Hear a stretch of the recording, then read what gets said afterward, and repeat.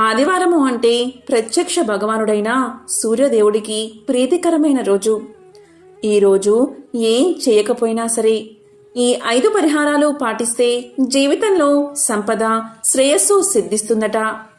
మరి ఆదివారం రోజు ఏ పరిహారాలు పాటిస్తే సకల శుభాలు కలుగుతాయో ఇప్పుడు ఈ వీడియోలో తెలుసుకుందాం. ముందుగా సూర్యనారాయణుడికి సంబంధించిన ఒక విశేషమైన కథను ఇప్పుడు విందాం. ఈ కథ బ్రహ్మ వైవత్ర పురాణంలోనిది. ప్రత్యక్ష దైవమైన సూర్యుడు సమస్త మానవాళికి జవజీవాలను కల్పిస్తున్నాడు. ఆ భగవానుడి వల్ల మానవులే కాదు, దేవతలు మేలు పొందారని పురాణాలు చెబుతున్నాయి. సూర్యుడు క్రియాశక్తి ప్రవృత్తి కిరణాలతో దేవతలను, పితృదేవతలను, మనుషుల్ని తృప్తిపరుస్తూ ఉంటాడు. కశ్య ప్రజాపతి, అదితి దంపతుల ముద్దుల కుమారుడే సూర్యుడు. ఆ సమయానికే రాక్షసుల ఆగడాలు హెచ్చు పెరిగాయి. అసురుల ఆట కట్టించగల అపార శక్తిమంతుణ్ణి బిడ్డగా ప్రసాదించమని అదితి సౌరశక్తిని ప్రార్థించింది. విశ్వమంతా విస్తరించిన తేజస్సునే సంక్షిప్తకరించి ఆ తల్లి కడుపున నిక్షిప్తం చేసిందా దివ్యకాంతి. పుట్టబోయే కొడుకు కోసం వ్రతాలు, ఉపవాసాలు చేస్తున్న అదితిని చూసి కశ్యపుడు ఎగతాళి చేశాడు. బిడ్డని ఆకలితో చంపేస్తావా అని అరిచాడు. ఆ మాటకు తల్లి మనసు గాయపడింది. నిరసనగా తన గర్భాండాన్ని త్యంజించింది. ఆమె కడుపులో నుంచి నేలమీద పడగానే 1,00,000 అగ్నిగోళాల్లా బగబగా మండిందా అండం. ఆ వేడికి సృష్టి అతలాకుతలమయ్యింది. అదితి కశ్యపుల ప్రార్థన తర్వాత ఆ అండం పగిలి అందులోంచి అందమైన పసివాడు బయటకొచ్చాడు. ఆ బాలుడే బాణుడు. ఆ రోజే 7 గుర్రాల రథాన్ని అధిరోహించి వెలుగుల దేవుడిగా బాధ్యతలు స్వీకరించాడు అని మత్స్య పురాణం తెలియచేస్తుంది. తల్లి కోరిక మేరకు దేవతల శత్రువులైన రాక్షసుల్ని ఓడించినందువల్ల ఆదిత్యుడు అని పిలువబడ్డాడు. సూర్యుడు ఎరుపు వర్ణం కలవాడు. ఆయన రథమునందు ఒకే చక్రం ఉంటుంది. దీనిని సంవత్సరము అంటారు. ఈ రథం 12 మాసాలు, 6 ఋతువులు, 4 మాసాలు చొప్పున 3 నాభులు ఉంటాయి. ఇదే కాలచక్రం అని కూడా అంటారు. కాబట్టి సూర్య భగవానుడు 12 మాసాలలో 12 పేర్లతో ఆరాధించబడతాడు. విశ్వకర్మ తన నైపుణ్యాన్నంతా గుదిగుచ్చి అగ్నిగోళం లాంటి సూర్యబింబాన్ని అరగదీసి కరగదీసి తాప తీవ్రతను తగ్గించాడు. ఆ అరుగుదల్లో పుట్టిన రేణువుల నుంచి విష్ణువుకు చక్రాన్ని, శివుడికి శూలాన్ని తయారు చేసిచ్చాడని పురాణ కథనం. ఖగోళ శాస్త్రం ప్రకారం సూర్యుడి వయస్సు 460 కోట్ల సంవత్సరాలు. దాదాపుగా సృష్టి వయసు కూడా అదే. సూర్య భగవానుడి రూపాలను 12గా, వారిని 12 ఆదిత్యులుగా ఆయా మాసాలలో ఆ రూపాల్లో పూజిస్తూ ఉంటారు. వాటిలో భాగంగానే కశ్య ప్రజాపతి కుమారుడు సూర్యుడని, వారిలో ఇక్ష్వాకుడు రాజైన కారణంగా ఇక్ష్వాకు వంశంలో రాజులందరినీ సూర్యవంశరాజులు అంటారని చెబుతూ ఉంటారు. సూర్యుడు వేసే ప్రతి అడుగు వేగానికి, కాలగమనానికి కొలబద్ద. మనం లెక్కించే సెకన్లు, నిమిషాలు, గంటలు, రోజులు, వారాలు, నెలలు, సంవత్సరాలకు ఆధారం సూర్యుడే. కాలమే వేద స్వరూపం అంటుంది వేదం. కాలం కంటికి కనబడదు, దైవమో అంతే. కాని కాలానికి ప్రామాణికమైన సూర్యుడు మనకు కనిపిస్తాడు. అందుకే ఆయన్ని ప్రత్యక్ష దైవంలా కొలచి ఆది నారాయణుడిగా ఆరాధిస్తాం. భౌతిక, వైజ్ఞానిక దృష్టితో పరిశీలిస్తే సృష్టి, స్థితి, లయకారకుడు సూర్యుడు మాత్రమే. ఆయన వల్లే సమస్త ప్రకృతి చైతన్యమవుతుంది. సూర్యుడికి ఎంతో ప్రీతికరమైనది ఆదివార వ్రతం. సూర్యుడు అనంతమైన కిరణాలు కలవాడు, జగత్తుకు వెలుగు ప్రసాదించేవాడు, జ్యోతి స్వరూపుడు, దినరాత్రాలు ఏర్పరిచినవాడు, ఆయురారోగ్యాలు ప్రసాదించేవాడు, శుభాలను కలిగించేవాడు, ముల్లోకాలకు చూడామణి, దినాలకు మణి వంటివాడు. అతని పేరు మీద ఏర్పడిన రోజే ఆదివారం. ఆదివార వ్రతం చేయడం వల్ల అనంతమైన లాభాలు కలుగుతాయి. మరి దానికి సంబంధించిన పురాణ కథను ఇప్పుడు విందాం. పూర్వం ఉజ్జయిని నగరంలో ఒక అవ్వ ఉండేది. ఆమెకు ఎవరూ లేరు. దైవభక్తి పరారురాలు. తెల్లవారుజామునే లేచి ఆవు పేడతో నీళ్లు చల్లి బియ్యపు పిండితో ముగ్గులు వేసేది. స్నానం చేసి శుచిగా దేవుణ్ణి పూజించేది. అంతవరకు మంచినీళ్లు కూడా ముట్టేది కాదు. అవ్వ వద్ద ఆవు లేకపోవడం వల్ల పొరుగింటి వారి నుంచి గోమయం తెచ్చుకునేది. అవ్వ ఏ రోగాలు లేకుండా ఆరోగ్యంగానూ సంతోషంగానూ ఉండడం చూసి పొరుగామె ఎంతో ఈర్ష్యపడేది. నా ఆవు పేడ వల్లనే కదా ఈ అవ్వ ఇల్లు అలుగుతున్నది, సుఖంగా ఉంది. నేను పేడ ఇవ్వకపోతే అవ్వకు సుఖ సంతోషాలు ఉండవు అనుకుని పేడ ఇవ్వలేదు. ఇల్లు అలకని కారణంగా అవ్వ ఆ రోజు తిండి తినలేదు. కాకతాళీయంగా ఆ రోజు మాగపు ఆదివారం. నీరసంగా దినమంతా పస్తు ఉండి నిద్రపోలేకపోయింది. రాత్రల్లా ఒకే ఆలోచన, రేపు పేడ దొరక్కపోతే ఉపవాసం ఉండాలి అనుకుంది. కరుణామయుడైన ఆ సూర్య భగవానుడు ఈ చిన్నపాటి కోరిక తీర్చడా అనుకుంది. కోడి కూతతో పక్క మీద నుంచి దిగి వీధి గుమ్మం వద్దకు వచ్చింది. ఆమె ఆనందానికి హద్దులు లేవు. ఎందుకు అంటే గుమ్మం ముందు ధవల వర్ణంతో మెరిసిపోతున్న ఆవు కట్టి ఉంది. అవ్వను చూడగానే పేడ వేసింది ఆ ఆవు. అప్పుడే భాస్కరుడి కిరణాలు నేలమీద పడుతున్నాయి. అవ్వ గోవుకి దండం పెట్టి గోమయంతో ఇల్లంతా అలికి సంతోషంగా నిత్య కర్మలు పూర్తి చేసింది. ఆవు అక్కడ్నుంచి కదల్లేదు. తను వండుకున్నదే ఆవుకు ముందు పెట్టి తరువాత తాను తింది అవ్వ. రాత్రైనా ఆవు కదల్లేదు. దేవుడే తనకిచ్చాడని అనుకుంది అవ్వ. అలా అనుకుని ఆవుని ఇంట్లో కట్టుకుంది. రోజూ ఆవుకు మేత పెడుతుంది. పొరిగింటామె ఈ ఆవు అవ్వకు ఎవరిచ్చారు అని అనుకుంది. బహుశా దొంగలించిందేమో అనే అనుమానంతో గ్రామాధికారికి ఫిర్యాదు చేసింది పొరిగింటావిడ. దాంతో గ్రామాధికారి మనుషులు వచ్చి నువ్వు దొంగవు, నేరం చేశావు అని నేరాన్ని మోపి ఆవును తోలికెళ్లిపోయారు. ఆ రాత్రి ఆమె దేవుణ్ణి తలుచుకుంటూనే గడిపింది. అదే రాత్రి సూర్యభగవానుడు గ్రామాధికారికి కల్లో కనిపించి ఆ అవ్వ దొంగ కాదు, ఆవును నేనే ఇచ్చాను. తెల్లవారక మునిపే ఆవును తిరిగి ఆమెకిచ్చి పరిహారంగా 10 రూకలు ఇవ్వి అన్నాడు. కోడి కూతతో లేచి ఈ రోజైనా పొరుగామె పేడ ఇస్తుందా లేదా అన్న సందేహంతో వీధిలోకి వచ్చింది అవ్వ. గ్రామాధికారి మనిషి ఆవును అవ్వకు అప్పగించి ఇలా పలికాడు, అవ్వా, ఈ ఆవు నీదే.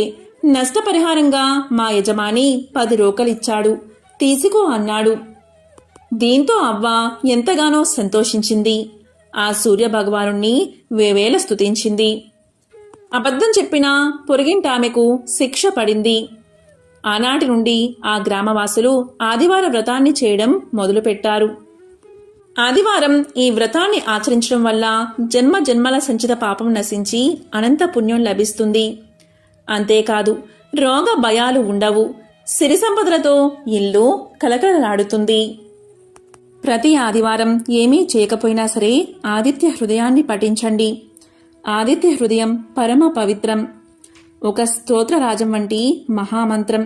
పాపాలను శాపాలను పోగొట్టి కష్టాలను తీర్చి ఆయుష్ను పెంచి అక్షర సాధనమే ఆదిత్య హృదయం.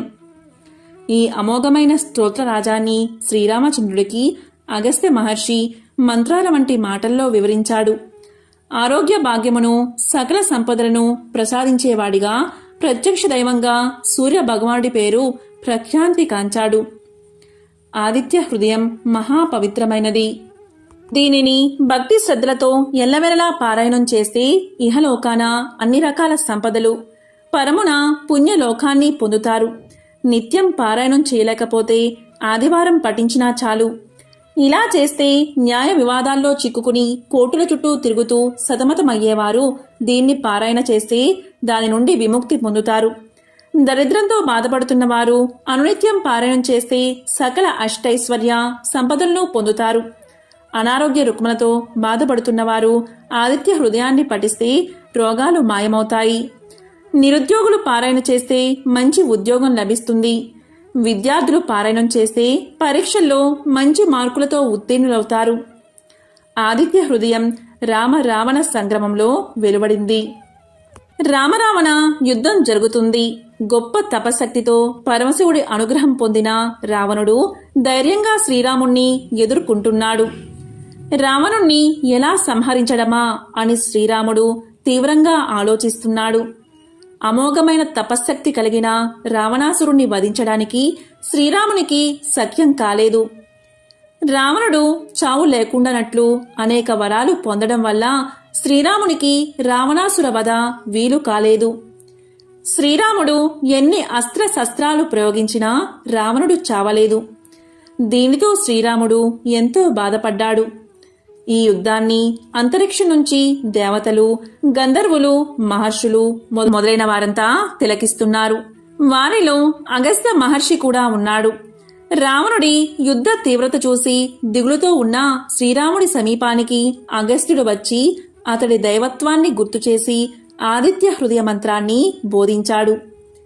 రామ రావణ యుద్ధాన్ని చూడడానికై దేవతలతో కలిసి అగస్త్య మహాముని శ్రీరాముణ్ణి చేరుకుని ఇలా పలికాడు. ఓ రామా, నీకు మహాపవిత్రమైన రహస్యాన్ని చెప్తాను. శ్రద్ధగా విను. దీనివల్ల నీవు యుద్ధంలో రావణుణ్ణి సులభంగా జయిస్తావు. మహాపుణ్యప్రదం, జయప్రదం, మంగళకరం, శుభకరం, సమస్త పాపాలను నశింపచేసేది, దీర్ఘ ఆయుష్ను కలగజేసేది అయిన ఆదిత్య హృదయాన్ని నీకు ఉపదేశిస్తాను. దీనిని నీవు భక్తి శ్రద్ధలతో పఠిస్తే యుద్ధంలో సులభంగా విజయాన్ని సాధిస్తావు అని చెప్పి మంత్రాన్ని ఉపదేశించాడు. బ్రహ్మ మొదలైన సమస్త దేవతలు అనగా బ్రహ్మ, విష్ణువు, శివుడు, కుమారస్వామి, 9 ప్రజాపతులు, దేవేంద్రుడు, కుబేరుడు, మృత్యువు, యముడు, చంద్రుడు, సముద్రుడు అను వీరందరూ ఇతనే. పితృదేవతలు, అష్టవసువులు, సాధ్యులు, అశ్విని దేవతలు, మరుత్తులు, మనువు, వాయువు, అగ్ని మొదలగు వారిలో సూర్యుడే అంతర్యామి అయి ఉన్నాడు.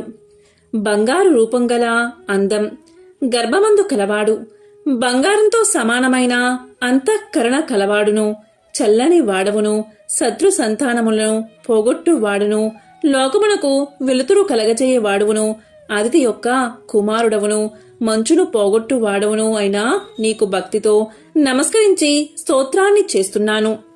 ఋగ్వేదం, యజుర్వేదం, సామవేదం, అథర్వణ వేదం అనే 4 వేదాల యొక్క సారం అయిన వాడవు. సమస్త వేదాలు నీవే అయిన వాడవు. సముద్ర జలముపై శయనించు వాడవు. దక్షిణాయనమున వింధ్య పర్వతమున సంచరించు వాడవు. అయినా నిన్ను భక్తి శ్రద్ధలతో సేవించుచున్నాను అని శ్రీరాముడు పలికాడు. సమస్త నక్షత్రాలకి, గ్రహాలకి అధిపతివైన వాడవును, లోకానికి ఆధారభూతుడవును, స్వర్గం, చంద్రుడు, సూర్యుడు, నక్షత్రాలతో ఉండు ఆకాశం, దిక్కులు, భూమి, సముద్రం అన్నీ నీ వీర్యముచే నిలిచి ఉన్నాయి.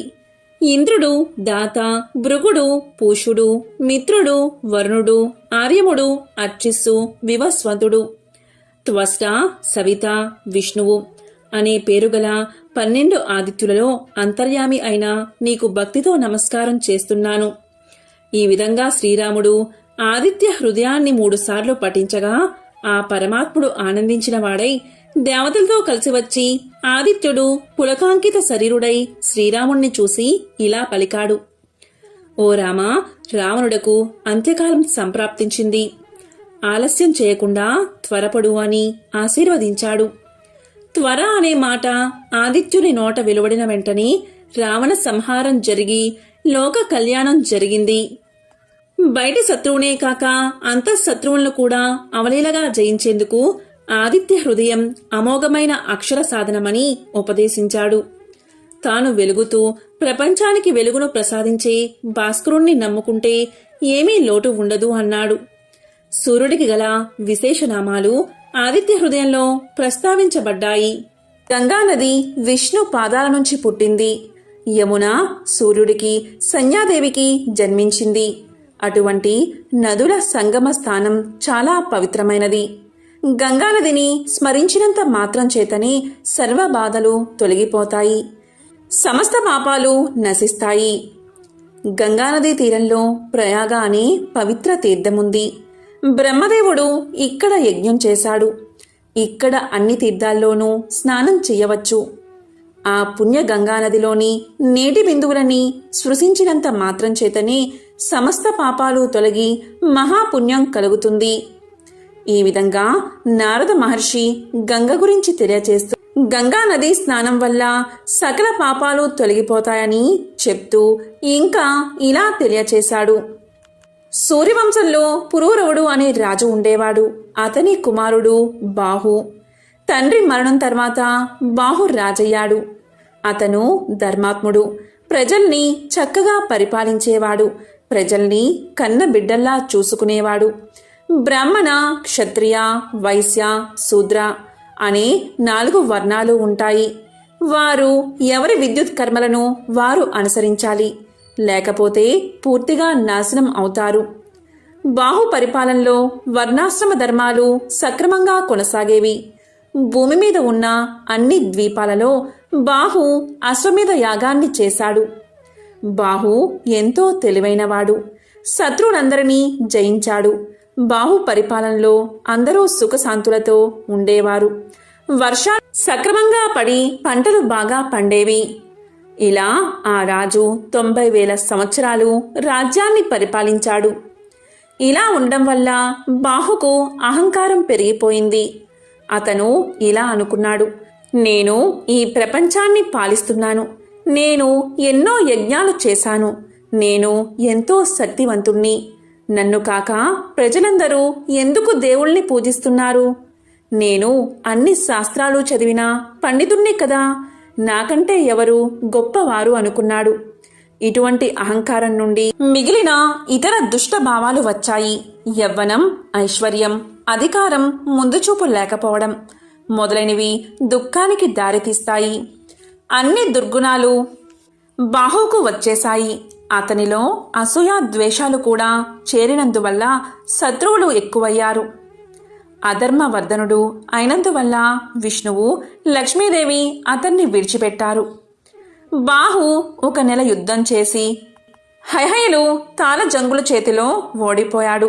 వారు రాజ్యాన్ని ఆక్రమించుకుని బాహును వెళ్ళగొట్టారు. బాహు యొక్క భార్య యాదవి. అప్పటికి నిండు చూలాలు. బాహు యొక్క శత్రువులు అతన్ని వెళ్ళగొట్టడంతో సంతృప్తి పడలేదు.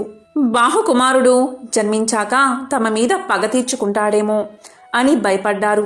అందువల్ల యాదవికి విషాన్ని ఇచ్చారు. అప్పటికి తాను చేసిన పాపాలకు బాహుకి పశ్చాత్తాపం కలిగింది. అతను భార్యతో కలిసి ఔరముని ఆశ్రమానికి బయలుదేరాడు. ఆ ఆశ్రమం చాలా దూరం ఉండడం వల్ల అతనికి ఆకలి, దప్పిక కలిగాయి. అక్కడ అంటే వెళ్లే దారిలో ఒక చెరువు కనిపించింది. దానిలో వారు నీరు తాగి చెట్టు కింద విశ్రాంతి తీసుకున్నారు. ఆ చెట్టు మీద చాలా పక్షులు ఉన్నాయి. దాక్కోండి అందరూ, బాహు ఇక్కడికి వచ్చాడు, అతన్ని చూడకండి అని పక్షులు అనుకుంటూ ఉన్నాయి. బాహు ఆ మాటలు విన్నాడు. ప్రజలు కూడా తన గురించి విమర్శిస్తున్నారు అని అనుకున్నాడు. రాజ్యం పోయినందుకు అతని సామంతులు కూడా బాధపడలేదు. వీటిని తలుచుకుని బాహుకి జీవించాలి అనే కోరిక నశించింది. అతను వృద్ధుడు అయ్యాడు. ఆరోగ్యం కూడా క్షీణించిపోయింది. అతను మరణించాడు. అతని భార్య సహగమనం చెయ్యాలి అనుకుంది. కాని ఔరవుడు ఆమెను వారించాడు. ఔరవ మహర్షి ఇలా పలికాడు, అమ్మా, నీవు నిండు గర్భిణివి. సహగమనం చేస్తే నీవు హత్య చేసినట్లు. నీవు అలాంటి పని మాత్రం చెయ్యవద్దు. నేను దీనిని ఏమాత్రం సహించను.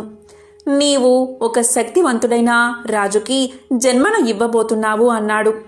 దానికి ఆమె అంగీకరించి భర్తకు అంత్యక్రియలు చేసి ఔరవముని ఆశ్రమానికి వెళ్ళింది. ఔరవుని ఆశ్రమంలో యాదవి ఒక కుమారుణ్ణి కన్నది. శత్రువులు ఆమెకు ఇచ్చిన విషం ప్రసవ సమయంలో బయటకు వచ్చేసింది. తల్లిని, బిడ్డను ఆ విషం ఏమీ చెయ్యలేదు. గర అంటే విషమని అర్థం, సా అంటే కూడా అని అర్థం. కాబట్టి ఆమె కుమారుడికి సగరుడు అనే పేరు పెట్టింది. ఔరవుడు సగరుడికి అన్ని శాస్త్రాలు నేర్పించాడు. క్షత్రియ ధర్మాలను తెలియచేశాడు. అతను పెద్దవాడిన తర్వాత యుద్ధకళ నేర్పించాడు. సగరుడు న్యాయవంతుడు, ధైర్యవంతుడు అయ్యాడు. తరువాత సగరుడు తల్లిని ఇలా అడిగాడు, నా తండ్రి ఎక్కడున్నారు? అసలు నా తండ్రి ఎవరు? తండ్రి లేని జన్మ ఎందుకు? దయచేసి నా తండ్రి ఎవరో చెప్పు అని తల్లిని అడిగాడు. అంతవరకు యాదవి సగరుడికి తండ్రి గురించి చెప్పలేదు. ఇప్పుడు చెప్పలేక తప్పలేదు. నీ తండ్రిని శత్రువులు తరిమేశారు నాయనా అని చెప్పింది. ఆ విషయం విని సగరుడు శత్రువుల మీద పగ తీర్చుకోవాలి అనుకున్నాడు. తల్లి ఆశీర్వాదాన్ని ఔరవుని దీవెల్లో తీసుకుని సగరుడు బయలుదేరాడు.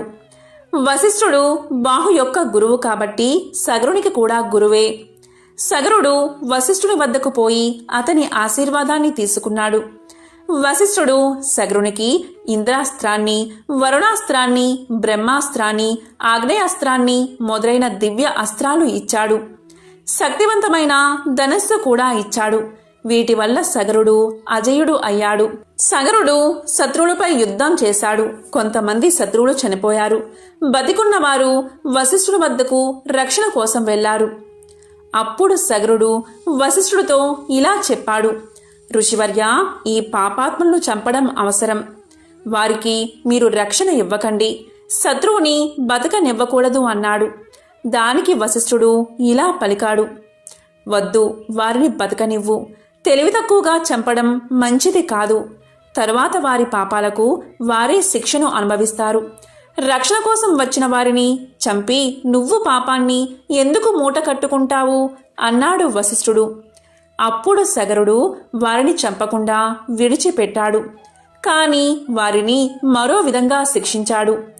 అతని శత్రువుల్లో కొంతమందికి శిరోజాలు కత్తిరించాడు. కొంతమంది యవ్వనులకు శిరోజాలను పొడవుగా పెంచాలి అని శాసించాడు. కొంతమంది శత్రువులకు శిరోముండనం చేయించడమే కాకుండా వారి గడ్డాలను తీయించాడు. వారిని వేదాలు చదవకూడదు అని నిషేధించాడు. ఇలా జరిగిన తర్వాత వశిష్ఠుడు సగరునికి పట్టాభిషేకం చేశాడు. సగరుడికి 2 భార్యలు. ఒకరు కేసని, ఆమె విదర్భరాజు కుమార్తె. 2వ భార్య సుమతి. సగరుడు రాజైన విషయం విని ఔరవుడు అతన్ని ఆశీర్వదించడానికి వచ్చాడు. అప్పుడు ఔరవుడు సగరుడితో ఇలా పలికాడు. నేను నీకు 2 వరాలు ఇవ్వాలి అనుకుంటున్నాను. నీ భార్యలో ఒకరికి ఒకే ఒక కుమారుడు జన్మిస్తాడు. మరొకరికి 60,000 మంది కుమారులు కలుగుతారు. ఏ భార్యకు ఏది కావాలో కోరుకో అన్నాడు. దానికి రాజు కేసునికి 1 కుమారుడు, అలాగే సుమతికి 60,000 మంది కుమారులు కావాలి అని ప్రార్థించాడు. ఆ విధంగానే కేసునికి 1 కుమారుడు పుట్టాడు. అతను చాలా దుర్మార్గుడు అయ్యాడు. అతనికి అసమంజసుడు అనే పేరు పెట్టారు. సుమతికి 60,000 మంది పుత్రులు కలిగారు.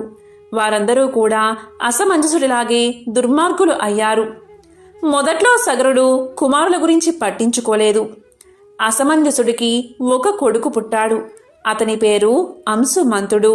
అంశుమంతుడు తండ్రిలా దుర్మార్గుడు కాదు, ధర్మ బుద్ధి కలవాడు. సగరపుత్రులు 60,000 మంది చాలా దుర్మార్గంగా ప్రవర్తించసాగారు.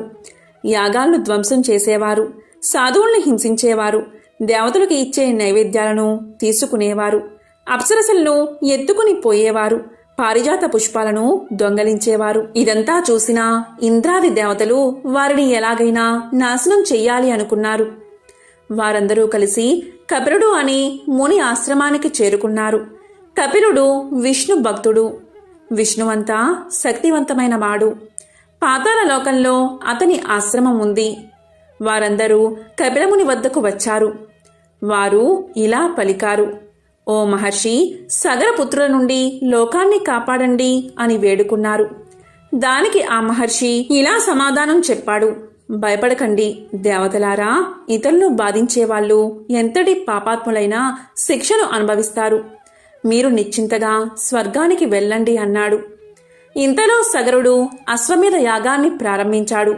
వశిష్ఠుడు మొదలైన ఋషులు పురోహితులుగా నిర్వహించారు. అశ్వాన్ని వదిలిపెట్టారు. ఇంద్రుడు ఆ అశ్వాన్ని దొంగలించి పాతాళ లోకంలో ఉన్న కపిలుడి ఆశ్రమంలో వదిలిపెట్టాడు. సగరపుత్రులు అశ్వం కోసం అన్ని చోట్ల వెతికారు. కాని ఎక్కడా ఆ అశ్వం కనబడలేదు. చివరకు అది పాతాళ లోకంలో ఉన్నట్లుగా తెలిసి అక్కడికి చేరుకున్నారు. అక్కడ కపిలముని ఆశ్రమం వద్ద అశ్వాన్ని చూశారు. కపిలుడు తపస్సు చేసుకుంటూ ఉన్నాడు. వారు రావడం కపిలుడు గమనించలేదు. కపిలుడే అశ్వాన్ని దొంగలించాడు అని అందరూ అనుకున్నారు. కపిలుణ్ణి మందలించాలి అనుకున్నారు. ఆ దొంగని బంధించండి, అతన్ని చంపండి, చూడండి ఎలా ధ్యానం చేసుకుంటూ కూర్చున్నాడో. దుర్మార్గులు అందరూ ఇలాగే నటిస్తారు అని పలికారు సగర కుమారులు. కపిలుణ్ణి బంధించారు. కాని కపిలుడు ధ్యాన ముద్రలోనే ఉన్నాడు. తరువాత వారు కపిలుణ్ణి తన్ని ఈడ్చుకుపోసాగారు. అప్పుడు కపిలుడు ధ్యానాన్ని వీడి వారి వైపు తీక్షణంగా చూశాడు. అంతే, అందరూ అక్కడికక్కడే క్షణకాలంలోనే భస్మం అయిపోయారు. ఆ కపిలుడి కోపానికి చుట్టుపక్కల ఉండే పాములన్నీ ఆ వేడికి తట్టుకోలేక సముద్రంలోకి పారిపోయాయి. ఈ విషయాన్ని నారద మహర్షి సగరుడికి జారవేశాడు. కాని సగరుడు కొంచెం కూడా బాధపడలేదు. దుర్మార్గులైన తన కొడుకులు చనిపోయారని సంతోషించాడు. కాని అశ్వమేధ యాగం పూర్తి కావాలి అంటే గుర్రాన్ని తీసుకురావాలి. పైగా పుత్రులు లేనివారు యజ్ఞాన్ని చేయకూడదు.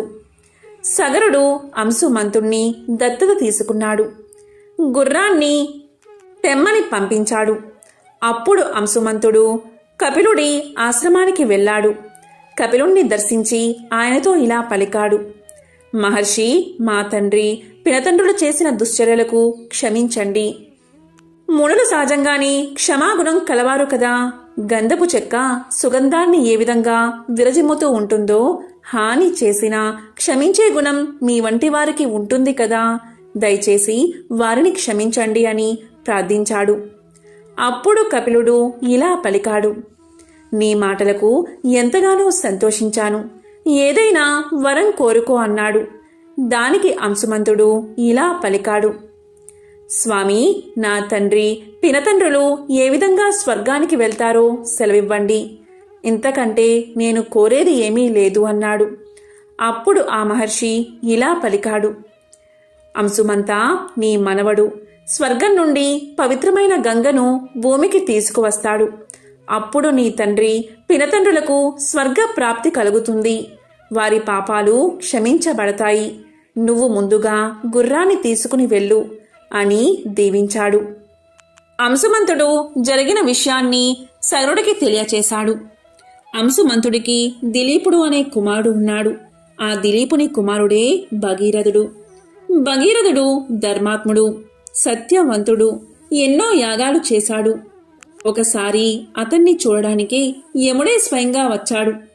అప్పుడు భగీరథుడు యముణ్ణి పూజించాడు.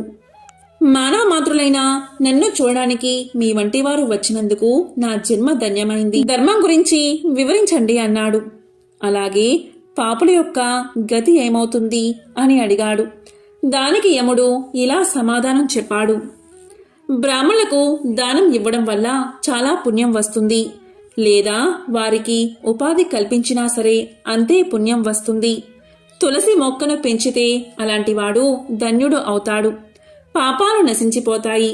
విష్ణువుకి పాలతోనూ నేతితోనూ అభిషేకం చేస్తే స్వర్గ ప్రాప్తి కలుగుతుంది. విగ్రహాలను కొబ్బరి నీటితో కాని చెరుకు రసంతో కాని అభిషేకించాలి. శివుడి విగ్రహాలను కూడా ఇలాగే అభిషేకించాలి అని చెప్పి చివరికి యముడు భగీరథుడితో ఇలా అన్నాడు: రాజా, నీ ప్రశ్నలు అన్నిటికీ సమాధానాలు చెప్పాను. ధర్మంగా ప్రవర్తించి అభివృద్ధి చెందు, ప్రజల్ని బాగా పరిపాలించు, విష్ణు భక్తిని కలిగి ఉండు. కాని శివకేశవులకు భేదం లేదని గ్రహించు. నీ పూర్వీకులు పాపాత్ములు, వారు నరకంలో నానా బాధలు పడుతున్నారు. వారి భస్మాలపై గంగానది ప్రవహిస్తే వారికి ముక్తి కలుగుతుంది. నీకు ఇవేనా ఆశీస్సులు అని ఆశీర్వదించి అంతర్ధానమయ్యాడు యముడు. అంతా విన్న భగీరథుడు గంగను భూమి మీదకు తీసుకురావడానికి గోదావరి తీరానికి వెళ్లి తపస్సు చేయడం మొదలుపెట్టాడు. అక్కడ భృగుమహర్షి ఆశ్రమం ఉంది. అతని ఆశ్రమం చుట్టూ అనేక రకాల వృక్షాలు, పువ్వులు ఉన్నాయి. ఆ అడవిలో వన్య మృగాలు ఉన్నాయి. అనేక రకాల పక్షులు, నెమళ్ళు ఉన్నాయి. అప్పుడు భగీరథుడు ఇలా అన్నాడు: మహాత్మా, మీరు ధర్మశాస్త్రాలు తెలిసినవారు. విష్ణుమూర్తిని ప్రసన్నం ఎలా చేసుకోవాలో తెలియచేయండి అన్నాడు. దానికి భృగువు ఇలా పలికాడు. రాజా, నీవు సత్యవంతుడివి. అందుకే నీవు నీ పూర్వీకులకు విముక్తి కలిగించాలి అనుకుంటున్నావు. సజ్జన సాంగత్యం చెయ్యి, అసత్యం పలకకు, హింసను విడనాడు, విష్ణువును ప్రార్థించు, నీకు పుణ్యం లభిస్తుంది అని చెప్పాడు. అప్పుడు భగీరథుడు ఇలా అడిగాడు. అసలు మహర్షి, సత్యం అంటే ఏమిటి? అహింస అంటే ఏమిటి?